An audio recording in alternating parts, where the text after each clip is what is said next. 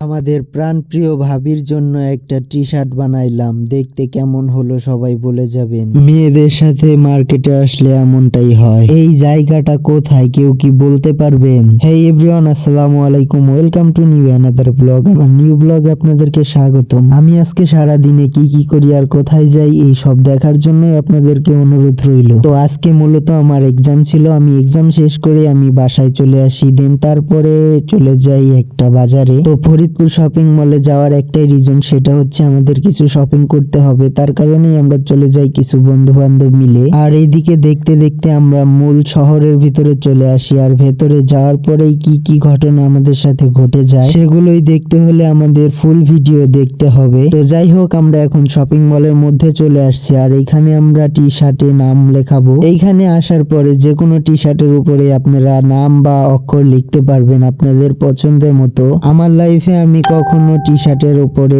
কখনো নাম লেখাই নাই, যার কারণে আমি বলতে পারতেছি না। এখানে যেই টি শার্টটার উপরে নাম লেখাইতেছি সেটা হচ্ছে আমার বন্ধু প্লাস ভাইয়ের। প্রথমত আমাদের যেভাবে নামটা লেখা হচ্ছে সেটা হচ্ছে আমাদের অক্ষরটা প্রথমে লেখা হয়েছে, দেন তারপরে আমাদের নামটা লেখা হবে। আর এখনই নাম লিখে হিট দেওয়া হচ্ছে, দেখতেই পাচ্ছেন আমাদের কিছুক্ষণ ওয়েট করতে হবে। মূলত এইখানেই আমরা প্রতিনিয়ত এসে থাকি, কারণ যার জার্সি সে হচ্ছে প্রতিনিয়ত এইখান থেকে নামটা লেখান, আর এই ভাইটাও আমাদেরকে অনেক আপ্যায়ন করে থাকে। দেখতেই পাচ্ছেন আমাদের জার্সিটা পুরা কমপ্লিট হয়ে গেছে। আর জার্সিটা এখন কেমন লাগছে আর কেমন দেখা যাচ্ছে অবশ্যই কমেন্টস করে জানাবেন। দেন আমরা যে কাজের জন্য গিয়েছিলাম আমাদের কাজটা শেষ হয়ে যায়, আর দেন তারপরে আমরা বাসায় এসে সকলে মিলে মুড়ি মাখিয়ে খাই। আর এখানেই আমাদের ভিডিও শেষ হয়ে যায়। তো সবাই ভালো থাকবেন।